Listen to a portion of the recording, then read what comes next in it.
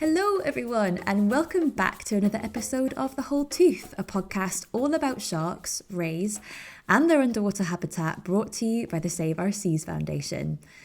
I'm your host, Isla, and every episode I sit down with a panel of experts in marine science and conservation to answer one of your questions about sharks and the oceans.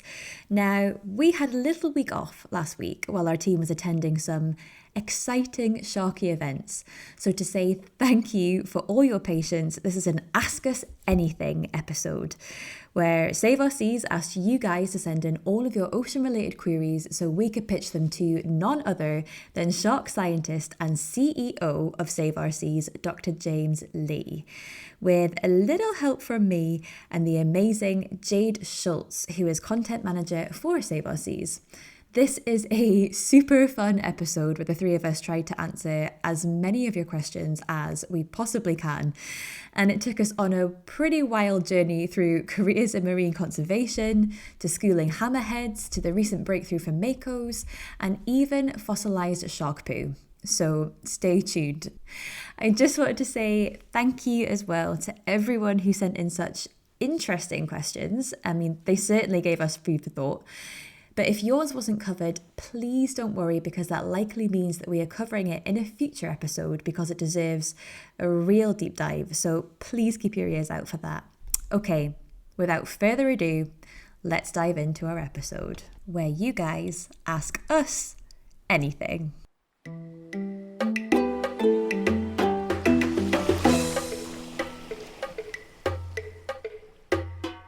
Welcome to the podcast.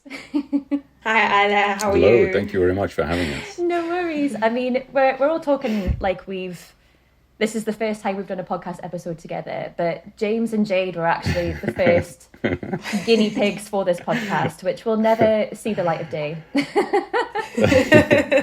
Yeah, unofficial guests. Yeah. So a good place to start actually is to get you guys to describe who you are and what your role is in Save Our Seas. Basically, I think I've got two jobs within Save Our Seas Foundation. Like the first is the very general communications, but online. So working with our project leaders, helping them with blogs, with news stories that come from the foundation, or our project leaders, anything newsworthy that's happening in the general area of sharks and rays and ocean, and then social media content as well. I've got a social media manager who Kelly, and then a graphic designer, and we just kind of, this is the other part of my job that comes in, which I find is really cool. We work really hard to get people super excited about sharks and to spread sharky facts in fun ways. So that, when we do finally have a call to action that comes out saying like, read this paper, or, sharks are threatened and these are their threats, they'll actually want to be interested in them. So we try and get like the general public and as many people as possible stoked on sharks. And then once we've kind of got them in on that, then share news about the foundation, sharks, and ocean conservation. Yeah, and you guys do so much as well, so much work. So all of the social media content that you see at home, Jade and her team are the amazing minds behind that. So yeah, really cool to hear more about it, and we'll hear more about it a little bit later on as well. But yeah, James, same question to you. Sure, yeah, I am sort of Chief Executive Officer, which is sort of a bit of a fancy way of saying that, I sort of manage and oversee the general operation of the foundation. But actually, the foundation is a very small group of individuals. So really, I sort of get a bit involved in everything. And primarily, that's our grant making program. So we have various different grants and projects that people can apply for, and we sort of review those and choose all these different exciting projects that we get to support in following years. And then we have our centres in South Africa and Seychelles and the States, all doing different things, from education and through field work to lab work like genetics, and sort of coordinating those. And then really communications, which Jade has just spoken about, which is sort of our invisible fourth center, but it's sort of really one of the most important ones, and sort of, you know, helping sort of translate important scientific work to, you know, digestible, interesting and exciting content. So yeah, I have the privilege of getting a little bit involved in everything, and making sure it's sort of one cohesive whole. Not a small job. A very big job.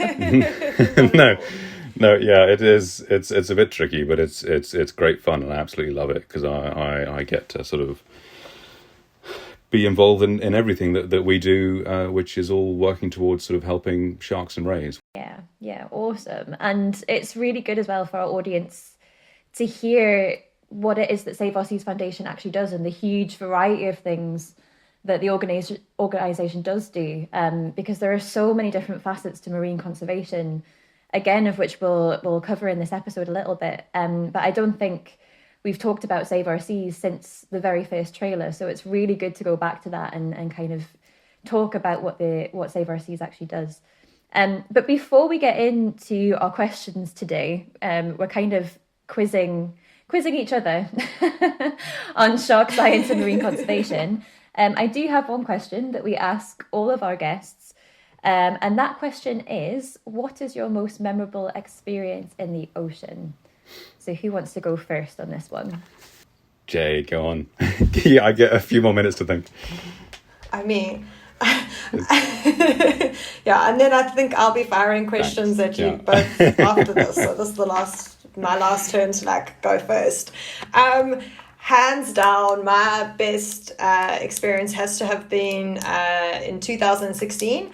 I was lucky enough to accompany one of the marine conservation photography grant winners to Bimini, to the biological field station there.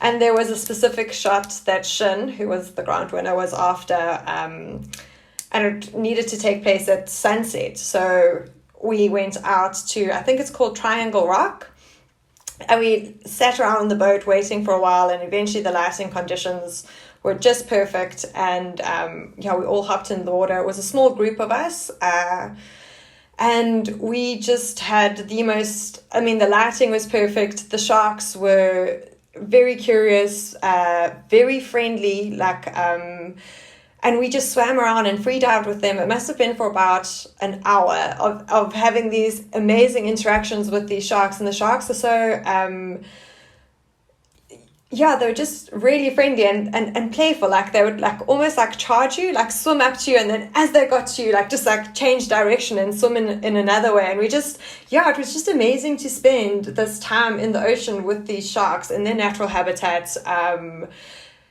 to show them that like sharks aren't these like vicious predators that the minute you into the ocean are going to just like bite your leg off or anything like that. We were just out there with masks, snorkels, fins, and swimming around with them, and everyone just, it was perfect. Like the photos that came out of that afternoon, the videos, everything, like it's magical is the only word that you can really use to describe it. So amazing. Yeah, and there's something about sunset as well that just adds to that sort of magic atmosphere. But and a really good point as well, that sharks can be playful and they can be curious, and I think it was Richard Rees in our second episode, he talked about this idea of you drop in the ocean and humans automatically think that everything turns around and goes, there's a human here, where is that in actual fact they don't really pay that much attention at all. But it's a really lovely experience. So James, how about you? Have you had enough time? I think mine comes from schooling hammerheads in Galapagos, which is something sort of growing up being mildly obsessed with sharks. That it's the iconic sort of sighting or encounter, that experience of a carpet of sharks silhouetted overhead, all schooling together, and it's just that image has sort of been burned into my retina since I was a kid, and it's something I always hoped that one day I would get the opportunity to see for myself. And I was sort of lucky enough a few years back to be in Galapagos, which is synonymous with all kinds of abundant life, but particularly schooling hammerheads, and we were sort of up at the most northern islands, which are Wolf and Darwin, which are some of the best places to see this behavior. And we spent a whole day at one of them. No sharks, no hammerheads. Moved to another one, no sharks, no schooling hammerheads. And we thought, okay, fine, well, let's go back to the other one. There was at least a bit more happening there and jump in. It was actually also sort of afternoon, getting on for evening, so the light's getting a bit less, and sort of given up hope now. This evening was our last chance before moving on. And we roll in, and straight away, there are hammerheads absolutely everywhere. And we managed to go down and sit on a rock and just watch them come past. And then to top it all off, some bottlenose dolphins decided to just plow through the middle of them, and the hammerheads part and just let them through. And it's like, wow, okay, fine. If this is it, I can die happy. I've finally seen this iconic thing, and it is absolutely stunning. Wow. Oh, what an image of you just sitting on a rock underwater. And in my head, it's kind of like you sitting at a bench in a park just with your legs crossed. Pretty much. Just looking up to the sky and just all these hammerheads going overhead. Yeah, it was incredible. We're very, very, very lucky. Oh, amazing. Another one to add to the list.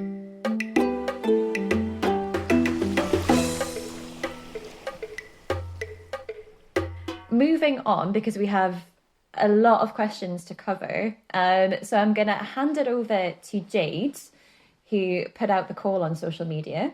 And Jade is actually going to ask the questions, which will be really unusual for me. So Jade, I will hand it over to you. Yes. So firstly, I just want to thank everyone that did submit their questions. We had some really, really interesting questions, and as Anna, you said, we're going to try and make our way through as many of them as possible. But I think, we're going to start off with just off the back of the Young Marine Biologist Summit that happened this weekend with the Marine Biological Association. I know that it was one of the topics that were covered over the weekend, and it is obviously quite an important one. James, I guess, what made you become a shark scientist? Yeah, well, firstly, it was sort of just shark enthusiast. I think sort of quite typically as a kid, I was sort of fascinated about these sort of enigmatic creatures, roaming our oceans. At the time as a kid, it was sort of also sort of, that fascination stemmed from things like the Jaws and other films. So it was more like, wow, look at these cool, amazing creatures, and aren't they also sort of slightly terrifying? And I just wanted to sort of had an insatiable appetite for wanting to know more and more about them. And then my older brother was a marine biologist, mostly interested in nudibranchs, which I think Isla could share that passion with us. But for anyone listening, so nudibranchs are basically slugs. They're slugs in the sea, but that isn't entirely giving them their due credit, because they are very colourful and pretty, but they're not sharks. And then, anyway, so he got, he was doing a lot of diving through that as well. And I was like, well, this diving sounds awesome. I need to sort of do that. So I ended up doing some diving with him, and so I was very fortunate to see my first ever shark, which was absolutely terrified of us and just ran the other way. And I was like, oh, okay, well, that's pretty cool. Bizarre. I want to see more of these. And then was desperate to do more diving, see more sharks, and learned that almost universally they run away because they're like, what is this strange, noisy, bubbly, breathing thing? It's we're not sort of typical something they would normally see, and this just sort of sparked the fascination even more. And then whenever I love biology in general, and I sort of whenever I could did biology, but then marine within that, and sort of started off doing corals and stuff, and then after leaving university, I was like, well, I don't particularly want to end up in a city somewhere doing something like a desk job and things. And I thought, well, what can I do that could involve something marine, and especially sharks if I can. And because of my sort of background in biology, sort of I saw my route into that as science. And I found actually the Bimini Shark Lab in the Bahamas, and they had volunteer opportunities, and I was fortunate enough to get a volunteership there. And I was out there for several months having a whale of a time. Sorry, inappropriate pun, but studying sharks, and it was absolutely incredible. And there I was hooked again. Sorry, not the best choice of words for. But yeah, and then I was obsessed with sharks, and now I was actually doing research with sharks, and sort of my research career spun on from there. And but it all stemmed from, in some way, finding an excuse to work with sharks. I wonder actually what the equivalent of a whale of a time would be in shark. I don't know. Terms. A fantastic time, maybe, or jawsome. It was absolutely jawsome. I think we can maybe find a few. yeah, I use jawsome a lot. Yeah. But yeah, Cool. really fascinating. It definitely seems that bimini is kind of like the root of a lot of people's careers into shark science, actually. Yeah, I think it's like this amazing sort of conduit that channels people with passion for these animals through and provides an opportunity. There's, all different kinds of volunteer opportunities in the world, but it's quite rare, and this is somewhere where you're taken straight into real active research projects, and you're working on them sort of every single day, and you rotate through the different projects, but also rotate through helping out with the sort of maintenance of the lab and sort of life there as well. So you have that full field experience, but then also puts you in a really good position, which is also what happened for me, is I then actually applied for an advertised role that at the time was an internship with something called the Save Our Seas Foundation, which I was really fortunate enough to get. But I think that was partly because I had this direct experience and already knew a lot of what I would have to do in that role. Yeah, fantastic. Yeah, because a lot of, this is kind of bleeding into the next question slightly, but a lot of science is actually the very practical side of it. So the running of a lab and, working with different partners and the practicalities behind field work and all of that kind of stuff. So that must have been really, really solid experience. Yeah, no, it's very, very special. But yeah, what about you, Isla? You obviously you are marine, but you are sharky by association. Sharky by association. Yeah, so my career has been slightly more wonky than that. It's been very sort of zigzaggy. So I studied marine science at university, like James did, except I actually specialised in marine mammals. Boo. Yeah. So my first research project was on minke whales, which is a species of whale that's resident to UK waters. They're very cute. They've got little white spots on their pectoral fins. And I was actually looking at their habitat use and sort of why they appear where they do and how they use the habitat around them. And then my next project was actually on seal and salmon conflicts. So that's quite a big conflict in Scotland because there's a lot of salmon fishing, lots of fisheries dedicated to salmon, and seals do predate on salmon, so there's a little bit of a conflict there. So I did another project in that, and that's how I got into human wildlife conflict, which is now my area of expertise. So it's not so much focused on the marine life anymore, but it's very much these kind of really broad scale issues that affect how humans interact with and how we manage marine life, which are things like environmental governance and conflict management and resource politics and all that kind of stuff. But now since doing my PhD, I've been able to come full circle and come back to sort of the marine sphere and apply sort of combine those two paths, if you like. And then also I said yesterday I was part of the Young Marine Biologist Summit. And the way that I described it is I keep my toes in the water, like literally and figuratively, through the work that I do with the Save Our Seas Foundation. So through this podcast and, writing and stuff like that. And then also for Basque and Shark Scotland as well. So I do definitely get to still be part of the sharky side, which is really cool. But the more people that I speak to who on this podcast and I hear about their research careers, like everybody's route into marine conservation and marine science is different.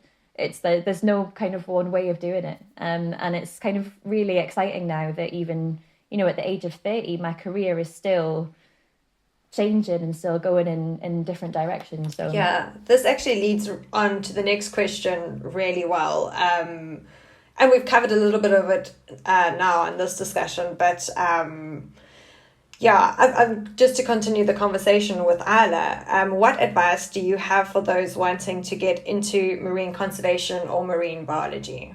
Well, I mean, it depends on, whether you want to go down the scientist route, down the academic route, or whether you want to be kind of in the more practical side, activism, working for marine organisations or fisheries management. The biggest piece of advice that I can give is to find people, you can do a Google search, you can have a look online, find people that are working in that area and just drop them an email and just ask, if they have any advice or they can tell you a little bit about their career path. The majority of people are really happy to help. It's quite scary to sort of put yourself out there like that. But it kind of helps you to get an idea of just what opportunities are out there and how you can possibly sort of get to that point if you like.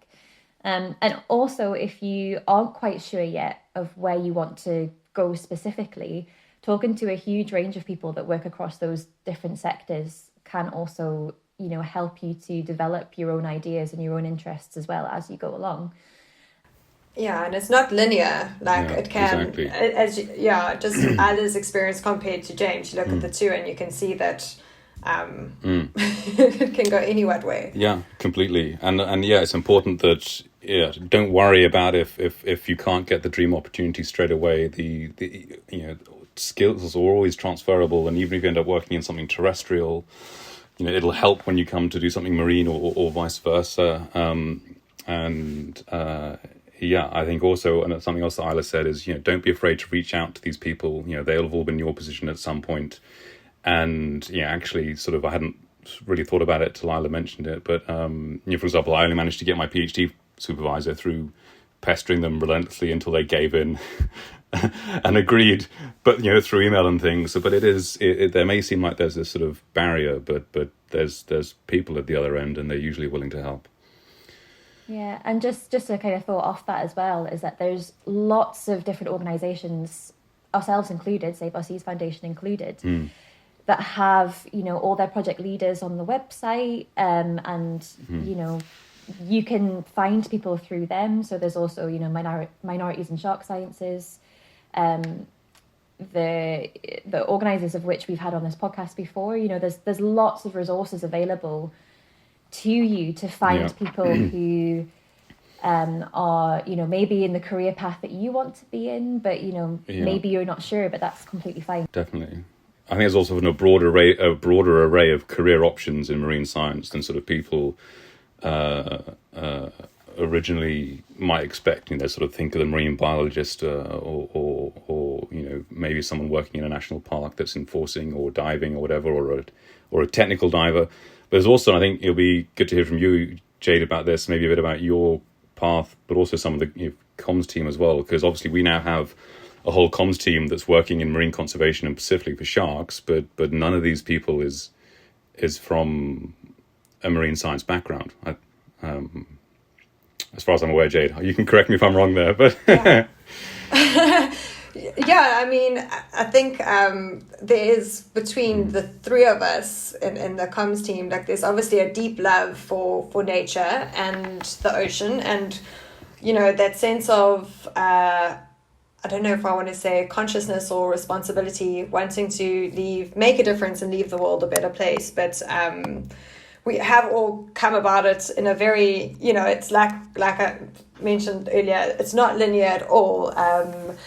So for me, my background is more marketing and communications and PR, and how I got to work for the Save Our Seas Foundation was I started volunteering. If they had events or anything like that, I would, help with doing their social media and just covering the events and stuff for them, just over these certain times. And I think I could also prove the value of a position like a social media manager at the foundation, because, you know, just managing these events and then reporting back saying, you know, this is how much coverage we were able to get this event or get Save Our Seas, and this is the audience engagements and the reach and stuff like that. All of a sudden it became this very tangible thing, and it had an extreme value in communicating shark conservation, about sharks, about the foundation, with an audience that otherwise didn't know anything about this really before. And yeah, so that would be how I got into this field. Was I just started volunteering for the foundation, and here I am. But yeah, definitely my background in marketing, online content, and PR. I think, you know, there's so many steps that at the time you're like, what am I actually doing with my life? Where is this going? And now I sit and I look back at it and I'm like, I did exactly what I needed to do to be where I am now. And I honestly have my dream job now. I've never been happier. Oh, awesome. That's good to hear. Yeah, she doesn't have to say that, even though our boss is Yes. currently in the call. But yeah, I can't even say it. Contractually obliged. but I think that's a really good message, though, because I think that's kind of the crux of what we're all saying, is that even though we've all had very different routes into a marine science career, or, you know, marine conservation, it all started with that passion, with that spark.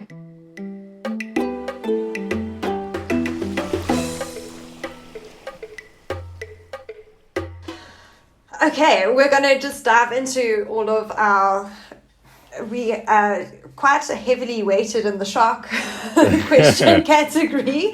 So James, get ready. But yeah, I think Can I Google during the podcast, or is that cheating? It's cheating. Okay. Other search engines are available. Yeah. So I'm going to start off with one that I thought is quite interesting, because it kind of, to me, it highlights how, you know, we know a lot about sharks, and like there are people who obviously know a lot about sharks in our audience and out there, but it also, there is so much that we still have to learn. So the first one is, how long do sharks live for? Yeah, well, good question. Short version is it varies hugely, because there are something like, I don't know, Isla might have a more specific or recent stat, but it's somewhere over 500 species of shark. I think that, well, I guess the main thing is how long can they live, and the longest the longest known is a Greenland shark, which I think is confirmed up to about 270 years. So already, again, I'll need to double check exactly, but I think that's like older than America as an independent country, which is pretty insane. But it could be like over 400. It's you can't be too sure when you make these estimates. But so there are some sharks that might be able to live several centuries, which is ridiculous. But most sharks again, it's hard to know exactly because we don't see their full lifespan often. But it's usually somewhere around 25 years. A lot of shark species will live 25 up to 50, but some of these others can live hundreds, which is pretty crazy. Okay, another question that we could look at, or a question that we could look at with this shark age thing, is their age relative to size? So are the larger sharks, do they live for longer? Does bigger mean older? It's kind of yes and no, in that sort of sharks do continue to grow and get bigger the older they get, but they will grow at different rates. Some species will grow very slowly, some will grow quite quickly, and some naturally do grow to different sizes. So a great big whale shark of 14 meters could reach that size at younger ages than a white shark reaches, I don't know, say 4 meters or something. So they will grow at different rates, and the rate at which they grow changes. So they grow slower and slower the older they get as well. So yeah, a bigger shark will be older, but not necessarily the biggest ones are the oldest living, if that makes sense. And of course, there's a lot of them that we still have no idea of how long they live. Yeah. Baskin shark being one of them. I did read when I was doing my research for the Sea Life Showdown yesterday with the goblin shark that their length shrinks the older they get because their nose shrinks. So the rostrum, the big long rostrum that their that they're known for that actually apparently shrinks over time. Wow. So what age are goblin sharks at peak size? When are they in their prime? I have no idea. That's bonkers. I guess it's, like us, as we get older, our spines compress and we start shrinking again. Shame. Poor goblin sharks. But I guess the take-home message as well from this is just that sharks in general are long-lived and also slow to reproduce, which makes them really vulnerable to exploitation. So yeah, well, this is one of the first facts that I remember learning when I did that social media campaign for Save Our Seas. It was probably 8 years ago when I was volunteering, was that whale sharks reach sexual maturity at 30 years old. Like they have, that's not even to say they have their first baby at 30 years old. They reach sexual maturity and are able to start that process. So that just goes to show how vulnerable they are to overfishing and exploitation, because they just can't not replace their population, but it takes a little longer. Greenland shark is 150, they think, right? Oh wow! Yeah. That is extreme. Yeah. Sorry, James. Carry on. No, I was going to say a slight tangent with the whale sharks, sort of relating to reproduction and things. Is I think it's only from one specimen, but they can have up to 300 embryos in development at a time. Everything from what seems to be recently fertilized to sort of ready to pup, which is kind of mind blowing. It's then well, how does this happen? And is it because they're so big and roaming the open ocean? Do they store sperm and then have a conveyor belt of fertilization and just regularly produce pups, or what's going on there? We don't know, but I love sharks. They're so amazing. So that's pretty awesome. But yeah, sorry, I'm not quite sure where we are now, but whale sharks are cool. No, okay. Focus back to our questions. That was just basically speaking about sharks' age. So now we're going to move on to sharks' eyesight. Do they have good or poor eyesight? Not great. Well, I think it varies. I mean, if you're talking about...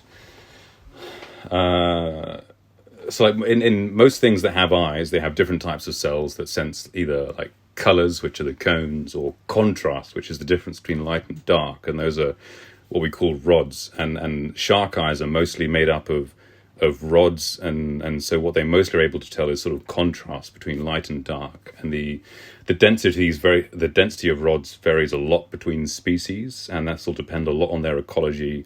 And this is also why you see different pictures of shark eyes, and they often have very different shaped pupils, and that will be related to whether they're used to sort of scanning the horizon or looking at things up close when they're rummaging around. And they're often operating in really low light, so it's more important to sort of be able to tell whether it's light or dark, because that's the only information they really might have at depth. But they're also a bit like cats, where they have this reflecting membrane behind their eyes, which Isla, I can't remember. I don't know if you can remember the name of, but it's something Latin. I can. But I don't know if I pronounce it right. Okay, we'll forgive you. Tapetum lucidum? Something like that. Basically that thing, yeah, like cat's eyes. So the light that comes into their eye is sort of reflected back through their eye. So they get a double hit of light to be able to pick up low light levels. I think I was reading earlier that membrane, the reflective membrane, that can allow sharks to see at least 10 times better in low light than we can. So it serves a pretty good function. Yeah, that's pretty cool. Another shark superpower. Something also that I wanted to bring up, I don't know if I can actually say this word. I've been trying so hard on it.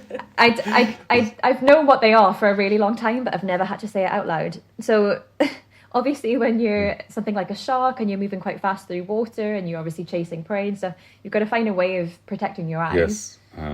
Okay. So some shark species have, wait for it, they have nictitating membranes. That's correct, yes. Yes. Amazing. I've been practicing that. Which is kind of like a third eyelid, so that kind of comes over and covers the eye. Yeah. But other species, which I find really creepy, like great white sharks, they don't have that, so they just roll their eyes back in their It's pretty heads. weird. So they just have a white eye, yes. which I think is terrifying. Yeah. But then you also have, very quickly, as Amani mentioned on our third episode, you also have the whale shark, which has teeth on its eyeballs. That is for reasons that slightly we don't creepy know. and unnerving and bizarre. And I also actually didn't know until I listened to that episode. And I was like, what? Yeah. I think it's really new science, but I also would love to be the person that love to have been in that room when the scientists found that. Guys. Yeah, another interesting fact to consider, and I also only realized this recently, is if you think about it, the shark's vision is also somehow compromised because its eyes are on the side of its head, so it can't actually see straight in front of it. So that's actually, I learned that's the reason that sharks swim and like swerve side to side, is so that they can they also don't have a neck that they can turn left or right. So that's kind of how they swim, and they're able to scan the entire horizon, which is really interesting. That is really cool. And also something, so thinking about vision in that way as well, that's also one of the reasons people think that hammerheads might have their, eyes out on weird pokey bits at the side of their head, is that they get that sort of increased field of vision that gives them 360 vision. And I can't remember either whether it's in the vertical or horizontal plane, but they have 360 vision one way round, so they can basically see right round to their tail. But it's I think it's just under 360, but they get the full 360 achieved via that movement as they swim, which is pretty crazy. They can see behind them without having eyes in the back of the head. That's very cool. And also useful for the hammerhead, so they don't have to ask their friends if their butt looks big. They just are able to look themselves. They can just, I've eaten too many stingrays.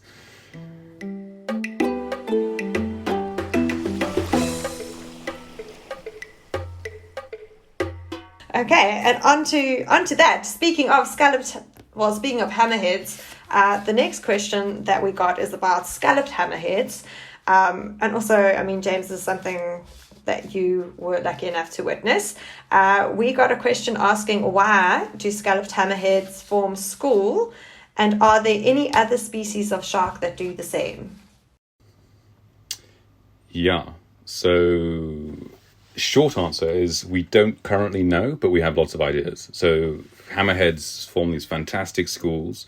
And interestingly, actually, it's usually only during the day. So they form these big schools around seamounts or wherever during the day. And then that school largely breaks up at night, which people have discovered sort of through tracking work and things. And then it seems like at night they go and hunt sort of on their own. Sort of they're solitary hunters, and they come back and form these big schools in the day, and it's quite hard to go and ask a hammerhead, hey guys, what are you doing? So we have to try and figure it out in other ways, and it seems to be some kind of refuging behavior. When they're doing these schools, they don't do much else apart from hang around and swim. But refuging from what, we don't know. It could be reducing energy costs, maybe. There's a lot of ideas about how sort of forming groups and sitting in each other's slipstreams and things and helps reduce the costs of swimming. So a lot of these sharks live on sort of what we call an energetic knife edge, where they only really get enough food to sustain the energy they sort of need to keep going. So anything you can do to save energy is great. And these schools often form in sort of low current areas and stuff, so they find a good spot to sort of sit and hold space. But there are other ideas, like it's depending on where you are, the hammerhead schools might be mostly female. So they could be finding a good spot where they're sort of together and they are avoiding unwanted male attention, because shark mating is brutal. It can be pretty brutal, and in some instances can even be fatal for the female, because it's so essentially the males have to bite on, and if that happens too much, they can get injuries and things. It's something you want to avoid unless you actually need to do it. So that could be one thing, but in some places they're sort of more juvenile schools. So are they sort of avoiding predation, or at least reducing their own risk, safety in numbers? We're not quite sure. And in terms of other species, a lot of other species do it, again, for different reasons. Silky sharks do it. We think they're quite a social species, but they will in certain locations school like hammerheads, maybe for similar reasons. But also, like in some places, there'll be grey reef sharks that school, but that might be more sort of being attracted to a common resource. So you have these grey reef sharks that are normally deeper on reefs, but sometimes they see sort of like pregnant females aggregating in shallower water. Could that be they're just attracted to a warmer, shallower water, which then, again, we mentioned earlier how sharks are reliant on the water temperature for their own metabolic rate. Are they sort of behaviorally choosing somewhere warmer to increase their body temperature to then maybe help gestation, help the development of the fetus or the litter? Again, we're not entirely sure, but there's lots of ideas. Another question that we got is, do sharks really have no bones at all? Not even a calcified bone? James, I'm going to let you handle this one. Okay, good question. And well, technically not really. So they have cartilaginous skeletons, and cartilage is like the soft, squidgy type of material that's in your nose and isn't sort of proper hard bone that we'd say sort of ossified bone where it gets calcified. And that's really what distinguishes them from all other kinds of fish. So there's sort of cartilaginous fish and then bony fish. But then certain bits of shark skeletons do get ossified or calcified. So particularly their teeth. Their teeth's the most obvious one. Their teeth do get calcified, and it's sort of probably the closest thing to sort of proper bone you'll find in a shark. But there's also, that bits of their spine will also get sort of some calcification and things. So you can find, fossilized spine and stuff, but it's mostly their teeth. So I suppose if you think about what fossilizes in sharks, the thing we almost always find is their teeth. But sometimes you can find particularly thick or, the calcified bits of cartilage as well. Not that often. And then also their poop too. Yes. Why doesn't that just dissolve into the water? How does that actually fossilize? Very true. Very true. Maybe it's their diet. If they're eating a diet that's like quite heavy in... Yeah. The non-biologist coming in with the fact I mean, this is the whole point we were making at the beginning, was that there are so many different facets of marine science and conservation, so many questions to answer, that even if you say you're an expert, there's no way you can know absolutely everything. In fact, as an expert, you know more and more about less and less. Yeah. So, marine poop experts, please come on the podcast. Please, come help us. We'd love to talk to you. We got a really good question that said, is there any hope in saving sharks? Of course, yeah, definitely. I think, and there's a huge community of people from all around the world that are working really hard to make sure there is hope for sharks in the future. And I think that's sort of really important for us to focus on as well, because it's actually pretty disheartening. There's a lot of doom and gloom. There's a lot of very sort of scary and negative messaging, not just around sharks, because they are in a real critical situation, but sort of generally for ecosystems around the world, whether it's sort of climate change or something else. It sort of can be pretty overwhelming. But there really is hope, and there's a lot of people doing fantastic work and working towards sustainable fisheries. We are starting to see some examples of sustainable fisheries for sharks in the world. There's a few in the US and a few in Australia.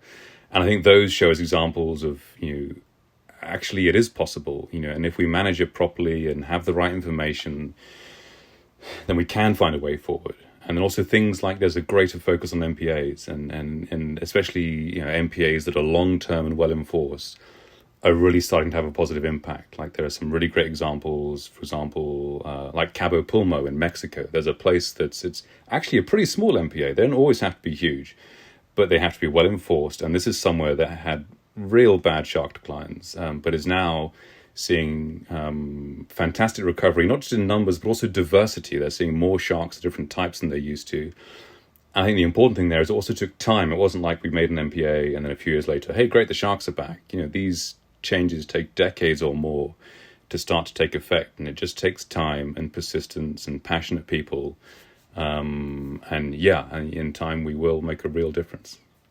And I think there's more and more as well of the younger generation too, who are becoming... So when I was growing up, for example, there was so much misinformation about sharks, and sharks didn't really kind of get a look in a conservation sense. And that's completely changed now. So many more people are aware of the threats that sharks are facing, and just coming fresh from the Young Marine Biology Summit yesterday, and then you see Sharks for Kids run by Gillian Morris Brake, and you see all these incredibly passionate shark ambassadors that are going to be the next generation and that are kind of up and coming. I think that for me is, there's so much hope in that. You know, in the next generation of shark conservationists and scientists that are gonna come through the ranks too. And people listening to the researchers, I mean, there's so many marine biologists and shark scientists out there doing all of this research, which has to inform policy, you know, whether it's fisheries management, where to enforce marine protected areas and how they're enforced, that the two play hand in hand quite well. I think also something that's worth also highlighting here is consumers. There's definitely, I can say just in my 8 years working with Save Our Seas Foundation, from a consumer standpoint, or the word's escaping me now, but basically consumers are being a lot more conscious. I think it's got to do with, you know, we've got the climate change movement that's happening. We've got this call for a lot more people to try and eat more plant-based, but you have more people who are choosing to use the power of their plate when it comes to their seafood choices, and to either, you know, buy seafood that's sustainable, reduce their seafood consumption. Not everyone has this luxury, of course, but you know, that's where I am seeing a lot of hope come through, is more people are choosing to follow that kind of lifestyle, where they're more their dietary choices are more considered for the environment and for marine life. Very much so. Quickly, just leading on to the next question, because we touched on this, but another really good question that we got, and I want to highlight it because this was something we celebrated last week. Any updates on conservation efforts and policy? James? Okay, yeah. So obviously it's especially with things like policy, that's often quite slow going and things, because there's a lot of cogs in a very big machine that sort of need to all come together to make changes. But there are large communities of very passionate people that are working very hard to bring about these changes. And one of the biggest ones, which I think you're referring to, is the Mako retention ban in Atlantic tuna fisheries, it came about through the strong work of the Shark Trust and the Shark Alliance through many years, trying to make sure that the very strong evidence of Makos being in a very particularly dire situation with massive declines and slow reproduction and intense fisheries, that actually really the only way for them to have any kind of hope is to simply not retain any of them, not catch Makos, and if you do, to release them alive. And there's been sort of resistance to this in the past, but I think it was last year, my timeline is slightly COVID confused, but recently Makos were listed on CITES, which again is a massive sort of win for conservation. Don't need to worry too much about the complications of CITES, but basically what it means is it restricts international trade. If you're signed up to CITES, you can't trade a CITES listed species without proving that your use of it is sustainable, which is actually very hard to do because most species get listed there in such a bad situation that you can't really use them sustainably. So Mako's got listed on CITES, and now we have this retention ban in Atlantic tuna fisheries, which is particularly significant because a lot of people may not realize, but actually Atlantic fisheries, especially European fisheries, are some of the biggest shark fisheries in the world, and where some of the biggest declines and impacts are being seen. They're sort of being exported globally from there, but that's where a lot of the intense fishing has happened. So to have this kind of these kind of hard lines being introduced for sharks and rays is a real positive step. Yeah, it was a monumental decision that came through, and we're talking as recently as last week that this came through. So a huge celebration, and I think from my perspective, or it's a well-known perspective, but from the perspective of environmental governance and conflict management, one of the trickiest things about species like sharks is that they're so highly migratory that any sustainable large-scale conservation plan has to involve cooperation from lots of different national governments and world leaders. And as we all know, that cooperation is so hard to actually come into force. So this is why it's taken so long, and this is why these things take such a long time. But I mean, it's still, so I think the retention ban's for 2 years, right? And then it's kind of going to be used as a springboard for a more long-term plan. And it's hoped that it'll kind of build relationships along the way, because as you said, James, the EU is still a sort of major threat to this plan, because they kind of want to resume landings as soon as possible, really. But yeah, and just to emphasize the importance of those kind of the NGOs and the other like non-state actors in actually getting this through. I mean, it was such a huge achievement. Yeah, so it's really positive. No, there's a lot of dedicated people. Really positive.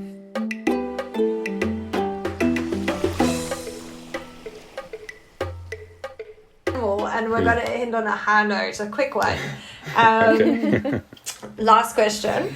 I love this question, which is why I'm not letting us go until we've answered it. But we'll start with Isla. Isla, if you could have a beer with any shark, which would it be? I love this question so much.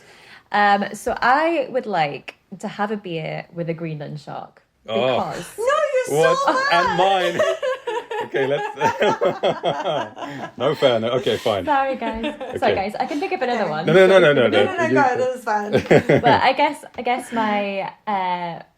my reason... You shouldn't have come to me first, James, sorry. Yeah. No, I think it didn't matter who we went to, we're all going to have the same one. Well, I guess, like, to be honest, like, or any sort of deep sea species of shark that's been around for a really long time, because I would really like to know their perspective on, like, history. They must have seen some things, like... Exactly why I wanted to. They've got stories to tell.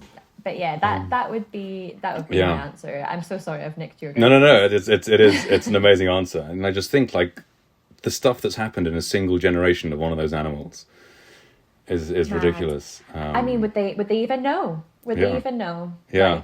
Like, yeah, maybe their brains work at the speed of everything else. And they should be like, what? I can still registering. I can imagine them being really sort of philosophical. Yeah. But like they take ages to get to that point. Yes. You come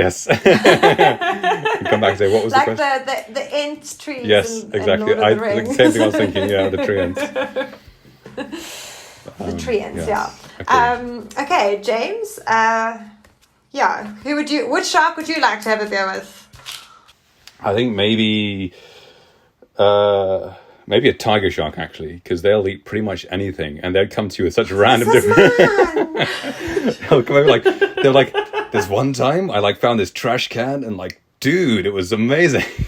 And just the kind of stories they'd have, I can imagine it all being piratey and quite scrappy. Yeah, rocking up with a hook here and there, and just having gnarly stories of this dugong they'd had a run in with or something, and I don't know.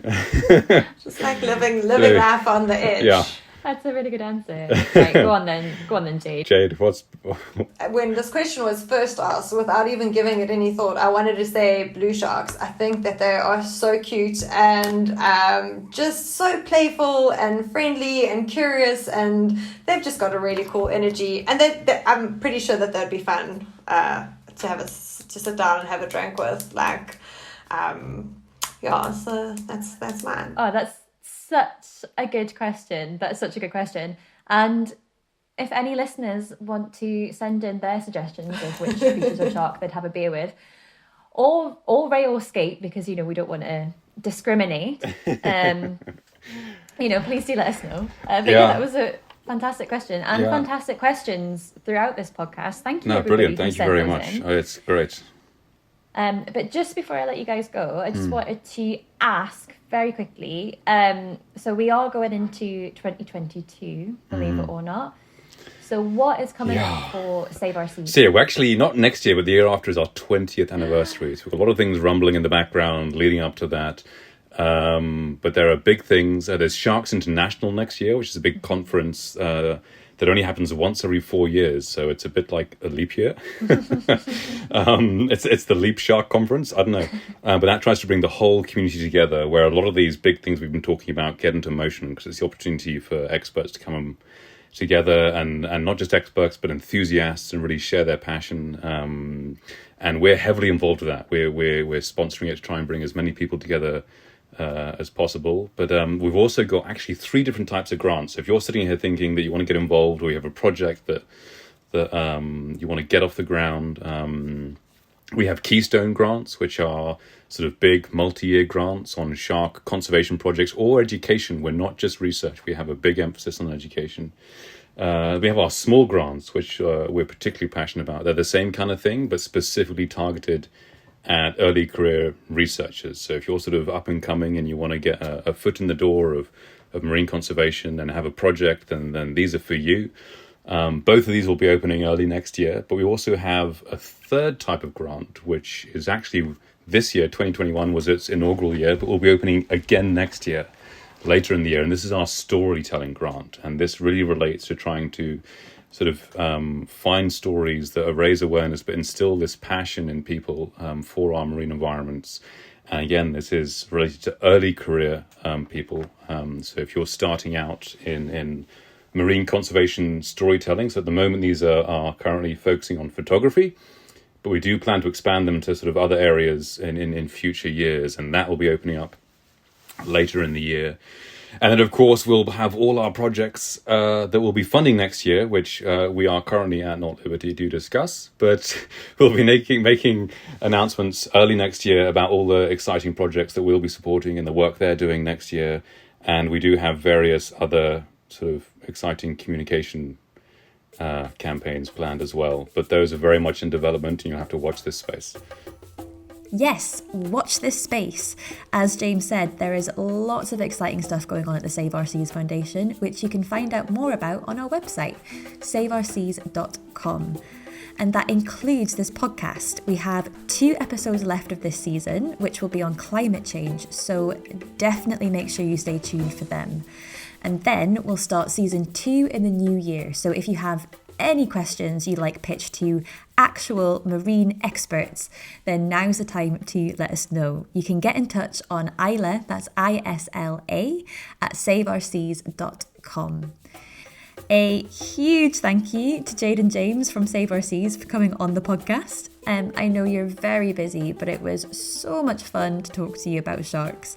And thank you as well to David Knight, who wrote this lovely jingle, and to you at home for listening. Have a jawsome week, and we'll see you next time.